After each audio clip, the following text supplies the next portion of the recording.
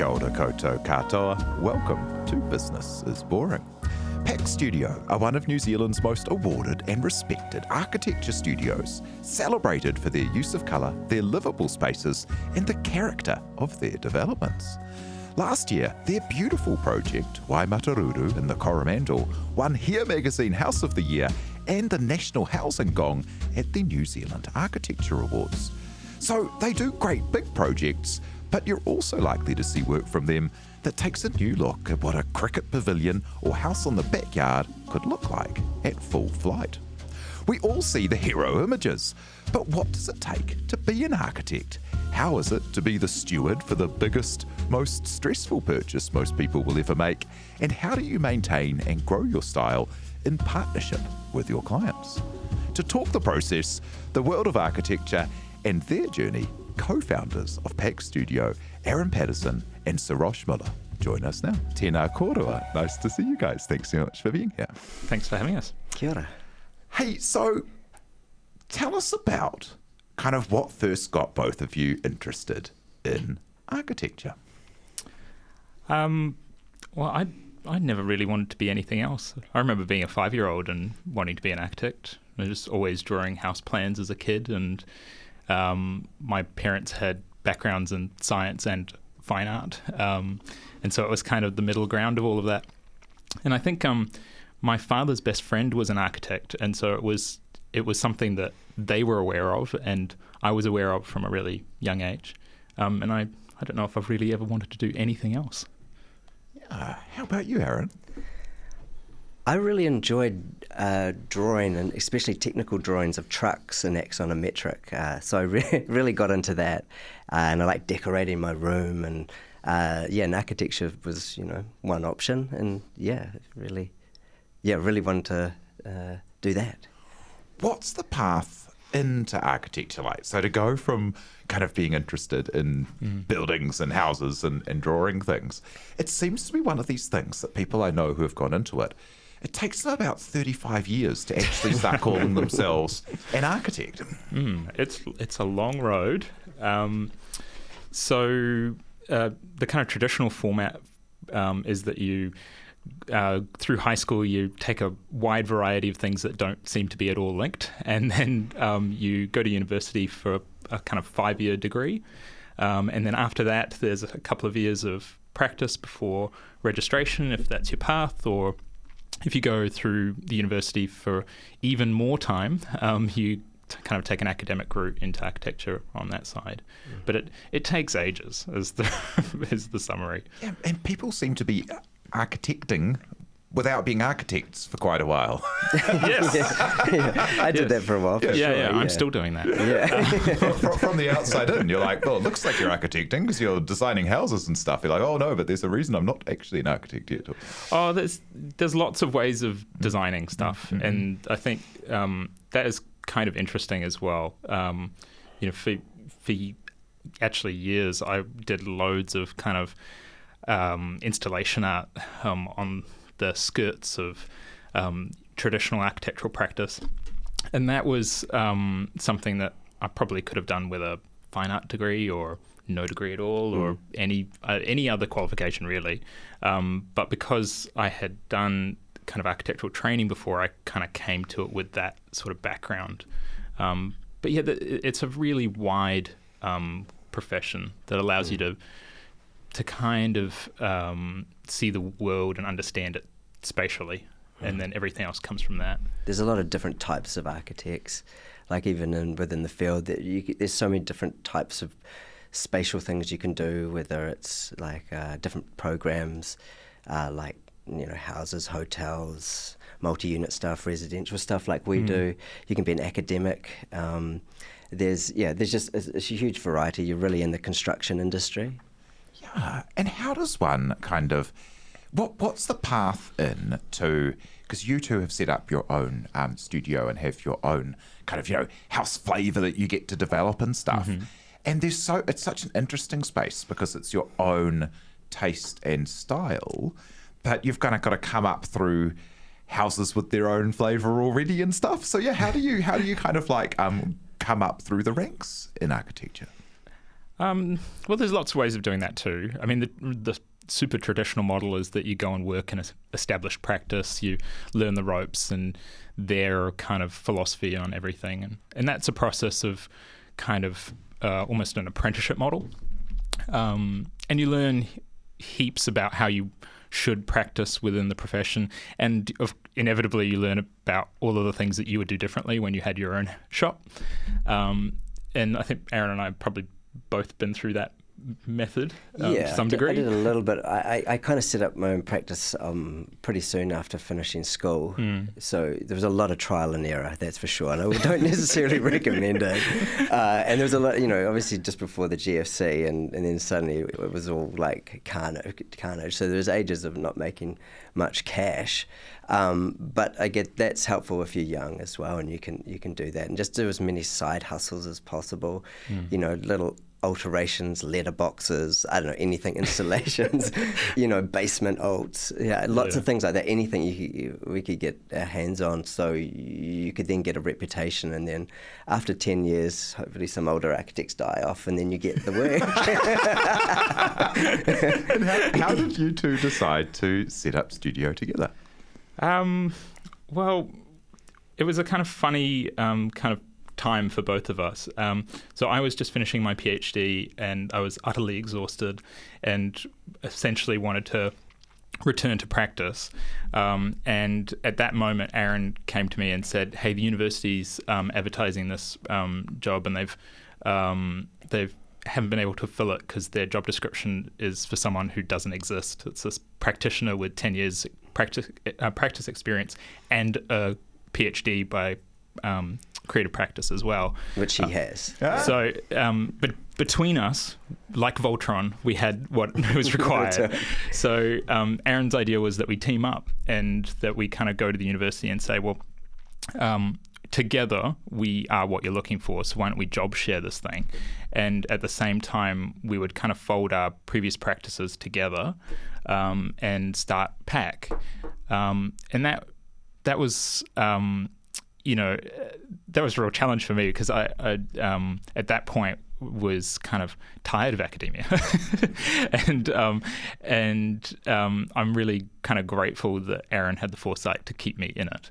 And then also I just really enjoyed going back to practice and having all of that kind of, I suppose, a kind of different view into architecture again. So that, that's the formal story. I mean, realistically, that conversation happened over a kebab on Queen Street. Yeah. And we had this sort of club thing where we kind of, that we'd worked on together, and we used to get a lot of academics and other architects come in. We'd all present quickfire our work. And so we did that all the way around before. Yeah. I mean, that started with everyone coming down for a beer in my basement studio, and we'd talk about projects that were like just kind of cooking up, and that I think that kind of proved to me, at least, that we were on the same page as designers. Yeah, absolutely. And then and we also just have a lot of fun together, which I think is critical to running a practice together. But our university work kind of keeps us really fresh. We're always around like young, fluid minds that are really doing interesting and innovative things. And we get to do research and collaborate with artists, sort of architects, and do exhibitions and installations. And so that's another part of our practice, which is slightly different from Pac Studio, but still keeps us doing things that we consider interesting. So we've tried to carve a niche out for ourselves to be able to keep an academic side of our practice up and running together with our professional practice as well. And how those two things merge are quite unexpected sometimes, and how they filter into each other is really interesting. It's something that continues to interest us. And like the reality of it all, right? Yeah. Because architecture is one of those really interesting spaces where everyone will have these kind of views from the outside of the perfect pictures and the projects and stuff. But it's also such a like relationship business and such a kind of like tightrope walk between all of these different things and construction and things that can be quite hard. Like, what does a good process look like for you in working with a client to realize an idea? Oh, well, we kind of posed this question to ourselves when we started the practice as well. And where we kind of got to was that all of the good things that can happen with a project start with really good listening at the start, and that too often architects start designing without that happening first. So we do a really long kind of briefing process where we'll make a kind of a document for the clients to work through a whole bunch of exercises, and we just want to learn about them as people and their site and why they actually want to do this thing. And if we have a really strong understanding of what they want to achieve, then the design becomes really personal and kind of unique and really enjoyable for us as well.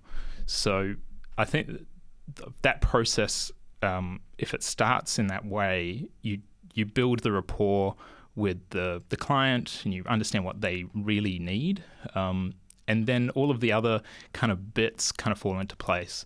And also, it's a kind of team sport. Yeah. You know, we're a really collaborative practice, and that's something that we really, through all our teaching and our studio is really based around like coming together, thinking about an idea deeply, and then finding a really interesting solution. Yeah, and kind of leaning on each other's strengths as well. Like in our studio, we have people who are kind of detailing maestros and people who love doing people who are technically incredible, people who represent projects well, or people who have a great skill of kind of empathy with the whole kind of client and contractor team. Some people who are great at solving problems on sites, and everyone together again makes the process work. Yeah, and that thing about really understanding up front is really interesting, because it's one of those spaces where, you know, there's stuff in your heads and there's stuff in their heads, and the same words might not mean the same thing. Yeah, absolutely. And to each of you, you know, it's going to be, intimate, and you're like, well, what does that mean? Yeah. Oh, exactly. Yeah. Contemporary. What does contemporary mean? The classic one we get is we'd like it to be really elegant, and you think, that means everyone tells us that, and they all mean a different thing. Yeah. So, I mean, we came up with this process that we called the Project Deep Dive, where we get them to work over all of these different kind of mind maps and other exercises and these images, and that gives us an understanding of what they mean by their language, and that it also brings kind of couples generally together on what they mean. So a lot of the time it's about getting them on the same page together, and then them telling us together what they really want. So that works well. Because everybody's lived in, anyone who comes to you has lived in a house and kind of thinks they understand it. And we have ability to kind of provoke and give other ideas, and you can see clients sometimes coming along, and they come along for the ride, and it sort of changes their story, and together we kind of make a story that kind of fits their house and the way they want to live, and it's often what makes a really good house is a really good story behind it, and if you can write that down and define what that is, and look at it at the end of the project and still keep that as the thing that you hold most dear to a project, it's a really great thing to drive a project. That's such a nice way of looking at it. And what kind of stuff would be in the story, like how it relates to the land, or how they will live in it, or the things they want to be able to do on a Sunday afternoon? Absolutely, it's rhythmic. It's about like how you live through the day, like what you do, where you take your shoes off, what what the back door's like, what the laundry's like just the domestic way of living and sequence and things in a life. And obviously also knowing like how the house is orientated and stuff like that, and lots of... Yeah. But we're also looking for the odd bit, right? The odd bit. We're looking for the kind of the bit that's not in any of the other projects. And that generally comes from the clients telling us more about themselves. You know, something like they like doing. It's a garden. It's they might have like a specific hobby, or that always makes really great projects. I mean, we had an inquiry a little while ago from someone who was breeding orchids, and wanted a space that had that, and then there was you've had other people with very particular musical instruments like harpsichords, and you go, okay, well, what's a great room for a harpsichord? Which links you back to the architects across time. So there's always something odd that we're searching for. Or There's an specific. idiosyncratic bit in every job that makes it really excellent and fun and really personal too. And so we try to find that a lot. And that kind of personal thing, understanding what the couple are both interested in, and then your relationship with them. Like, it must be like kind of getting married, because it's like about the domestic space, and you're going to spend 5 years, maybe longer, kind of interacting with these people. Yeah. A lot of marriages don't last that long. You do. You get to know people really well, and you get to know what they're interested in, and sort of rooms that they like, and understand their tastes. Yeah. So it's a real privilege to get them, sort of embedded with people, and then sort of it finishes. But we still go and see our clients, and sometimes they invite us back to stay in the house. I mean, they're really long-term relationships. Yeah. And I mean, I think, again, starting from that point of listening helps inform that relationship, and then you also get a feel for what their kind of ideas about this relationship will be.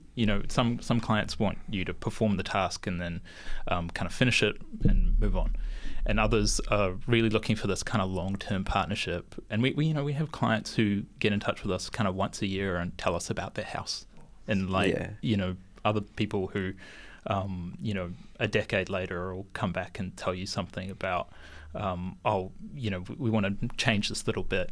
Would you approve of that? And we're like, yeah, sure. What do you need? Yeah. So we really enjoy the fact that they kind of value that input. And with things like grand designs and the architecture magazines and stuff, there's a real funny shape in the culture around this kind of thing, and it's not something where most people, I imagine, would only do one architect designed house. It's not something where people are practiced at it as clients. And there's all these kind of cultural things about budget and fear and stuff. It must be a really fraught experience for some, not all projects obviously, but for some projects with that much kind of riding on things. Well, I think also when you look at things like grand designs, you've got to remember that they're choosing projects that are going to make good TV. Highly volatile, self-managed. This looks like a bad idea. Right. Get the cameras. Well, and I think people forget also that part of the role of the architect through the build process is to outsource all of the stress from this actually quite stressful thing if you're a layman. We do it day in, day out. Yeah, you outsource it to someone who does it every day, who knows where all the pitfalls are, and doesn't find it stressful, so can make kind of cool decisions about it. And then it's not quite as volatile, but that doesn't make good TV, right? So I think there is this kind of gap between what might be happening regularly on projects that aren't seen and the ones that are seen being a bit more rocky. Yeah, I used to do a bit of writing for Urbis years ago. So did we. Yeah. And I spoke to one architect who was very funny and kind of, off the record said, the hardest one is when it's been a really difficult project and things, for whatever reasons, haven't gone our way. And then you've got to go in and get the nice photos at the end. Yeah. And he was like, and so just out of shot of this perfect thing is the owner of the house who's a bit grumpy with all of their possessions that you've moved out because you don't want them in the shot. And you've got these art-directed, beautiful pieces. Oh, absolutely. just to the left of frame. Yeah. The person with all the things they own.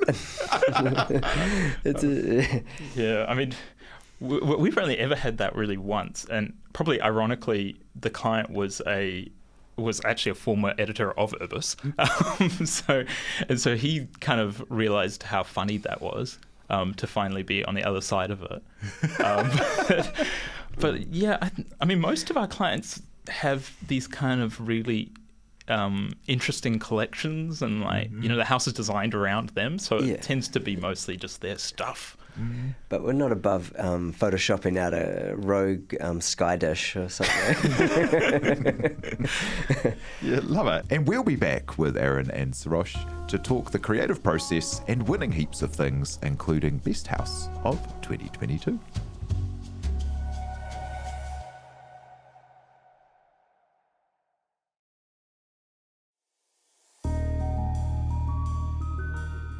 Hoki mai anō. We're back with Aaron Paterson and Sarosh Mulla of Pac Studio. So, what makes a project like a Pac project? Fun. Yeah. I think. Definitely fun. Yeah. Colourful. Yeah, it's kind of colourful and fun and personal. And I mean, none of our projects really look alike. Every house is really different. And that's something that we're really proud of. And I guess within all of that, there's always something that we find is really fun, and we want the clients to be super happy when they are in their house. So I think that's what we strive for anyway. What are some standouts? Like, what are some examples of the way that you've brought that fun into a project? Well, I always return to the little cricket club we did up in Point Wells, and that thing is just joyous. You know, I mean, It's got flags. You can't Yeah. love a building without flags. Yeah, it's just a bright red little pavilion, and cricket's a wonderfully absurd game, and the building's the same, and it's got these big custom-made flags on these oversized poles, and the whole thing's just a bit absurd.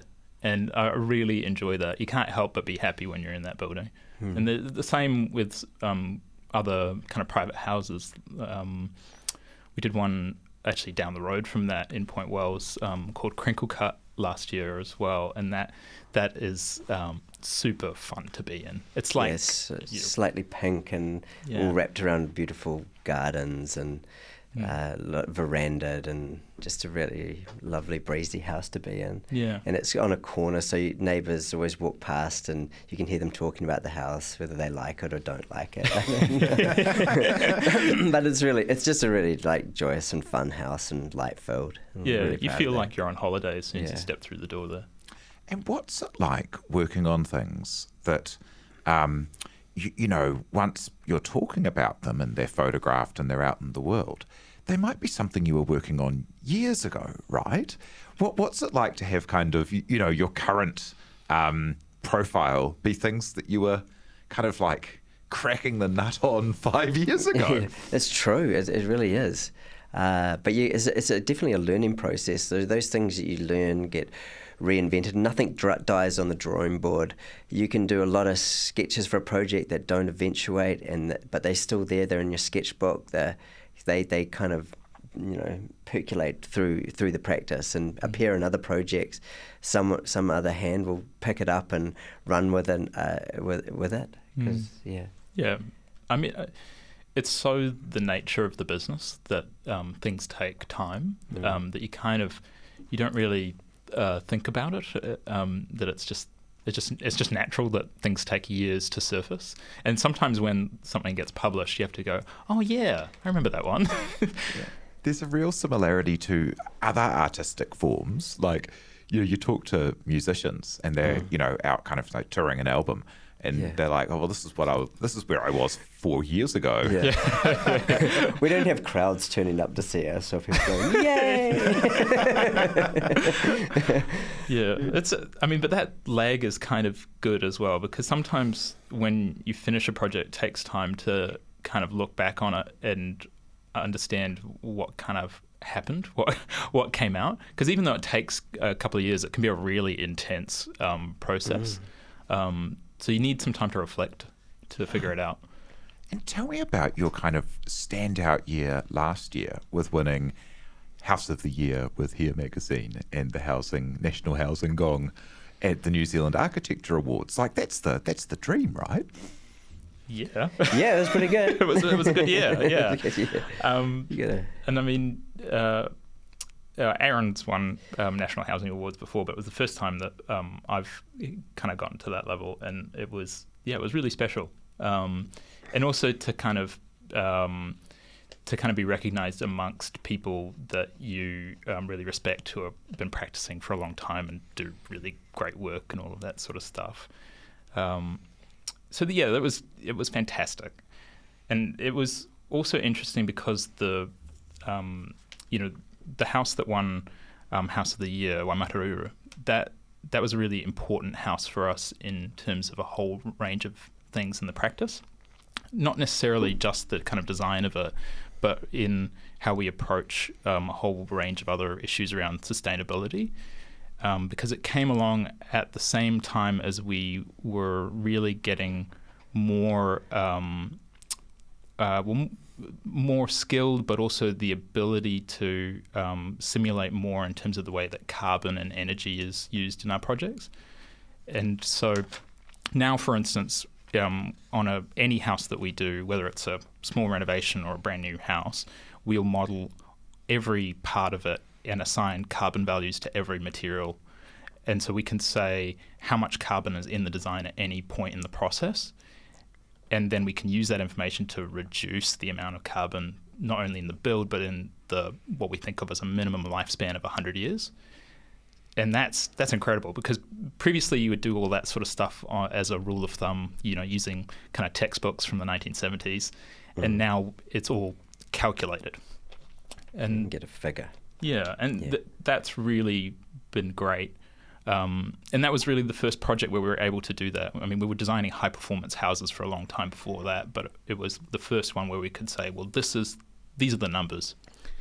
And now, we get to a point where we can say, we don't think you should use that material because we can do it with this other material and we can halve the amount of carbon. And that makes the decisions really easy with the clients. And at the end of the process, any kind of residual carbon, we can then look at offsetting in a really particular way using the kind of gold standard of carbon credits with a native eco-sanctuary that we work with a lot in Gisborne that's run by Damian Salmond. And that's been great. And through that process, we've also taken our practice carbon positive. So lots of kind of things flowed on from that moment last year.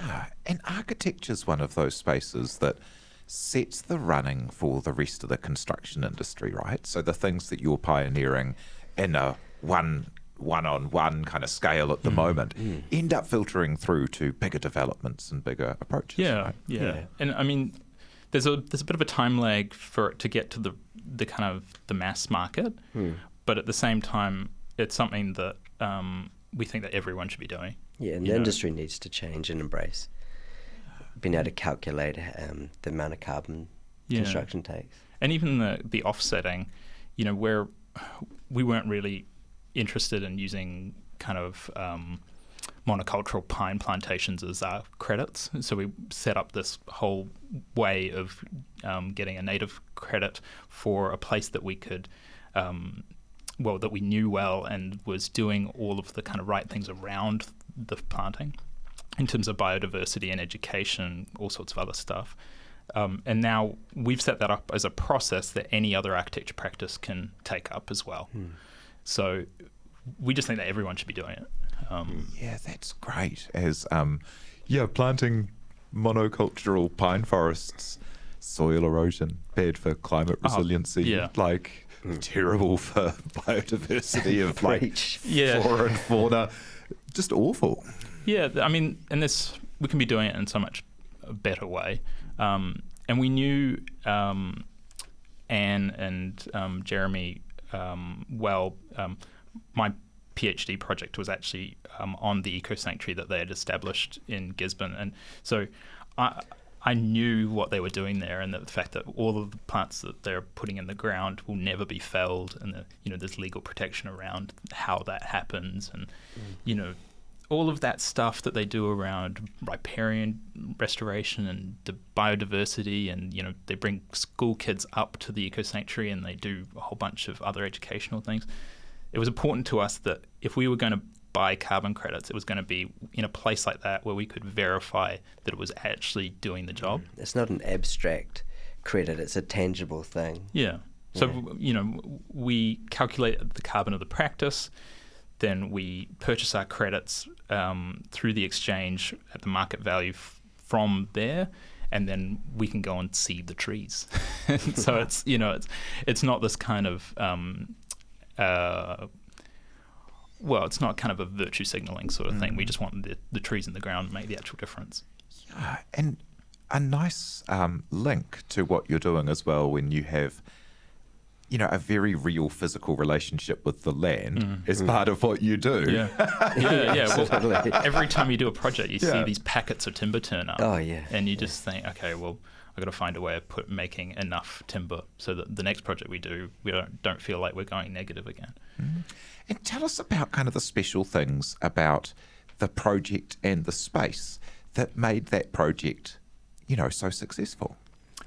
Oh, carefully selected timbers, definitely. Yeah. I mean, it's a building that uses engineered timber construction, and so we were kind of really conscious of trying to do as much as possible in timber, again to reduce the amount of carbon.